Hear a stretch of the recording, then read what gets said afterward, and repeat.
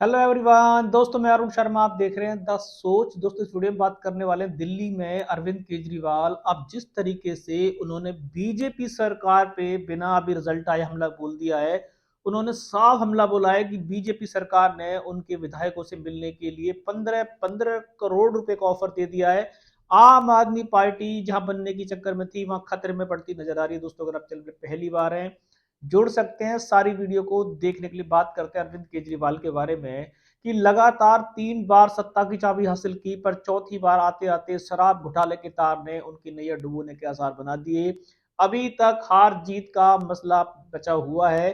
किसी भी पार्टी की हार जीत नहीं हुई है, पर अरविंद केजरीवाल को जो चुनावी रिएक्शंस आए हैं, उन रिएक्शंस के अंदर अरविंद केजरीवाल 60 सीटें नहीं ले पा रहे और 15-20 सीटों की दिक्कत उनको आने वाली है, जिसके चलते उन्होंने बीजेपी सरकार से रात को हमला बोला। उन्होंने कहा है कि उनके विधायकों को बीजेपी ने खरीदने के लिए 15-15 करोड़ रुपए का ऑफर दे दिया है। उससे उनकी पार्टी को खतरा है और जिन्होंने आज सभी अपने मेंबरों को बुला के मीटिंग भी शुरू कर दी है।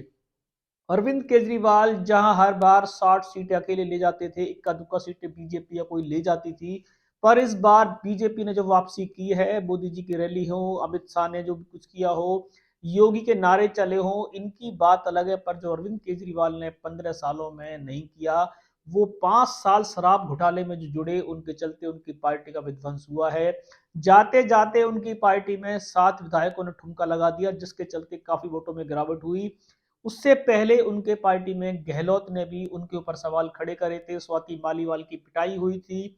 अरविंद केजरीवाल के हार के कारण अपनी पार्टी में ही द्वंद्व युद्ध देखा जा सकता है, जिसके चलते स्वाति मालीवाल की पिटाई के चक्कर में महिलाओं ने काफी जमकर हमला केजरीवाल पे बोला था, जिसके चलते उनकी हार के कारण बनने शुरू हो गए थे। गहलोत ने भी अरविंद केजरीवाल पे आरोप लगाए थे कि उन्होंने जितनी भी बातें की थी, अरविंद केजरीवाल उसको पूरा नहीं करने देना चाहते थे। इसी के बाद शराब घोटाला जो चलता रहा, जिसके अंदर सत्येंद्र जैन हो, मनीष सिसोदिया हो, संजय सिंह हो और खुद पार्टी के मुखिया भी जेल की हवा खा के आए, जिसका मुद्दा बीजेपी ने घर घर तक पहुंचा दिया। यहां तक कि कांग्रेस ने भी इस बार उनकी नैया डुबोने में जितनी उनसे हो सकती थी, उन्होंने पूरी कसर निकाल दी। भले ही कांग्रेस के अपने सूत्र साफ हो गए हों, पर कांग्रेस का सारा वोट बैंक बीजेपी पे जा रहा है। जैसा अरविंद केजरीवाल ने पहले भी आरोप लगाए थे, कांग्रेस पार्टी बीजेपी का ही पारा है, बी टीम कहा जा सकता है। तो इससे साबित हो रहा है कि अगर अरविंद केजरीवाल की टीम हारती है और कांग्रेस की जीरो बेटा सन्नाटा है, बीजेपी 15 साल में वनवास खत्म नहीं कर पाई और एकदम वनवास खत्म हो जाता है।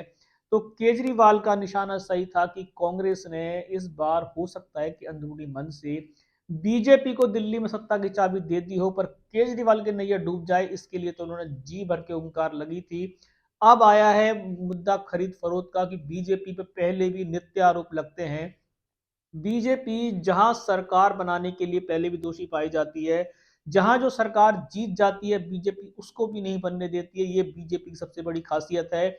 चाहे वो पैसे के बलबूते हो, कैसा भी हो, पर बीजेपी ने अब शायद लोटस दिल्ली में खिलाने की तैयारी कर ली है। अरविंद केजरीवाल की नींदें उड़ रही हैं, वो भागे भागे फिर रहे हैं। एक तो उनकी सीटें बहुत कम आ रही हैं, दूसरा जिस तरीके से उनके विधायक पहले 7 पार्टी छोड़ के जा चुके थे, तो ये विधायक भी 15 करोड़ रुपए में, अगर ऐसा है जैसा वो कहते हैं, पर बीजेपी से पल्ला झाड़ रही है।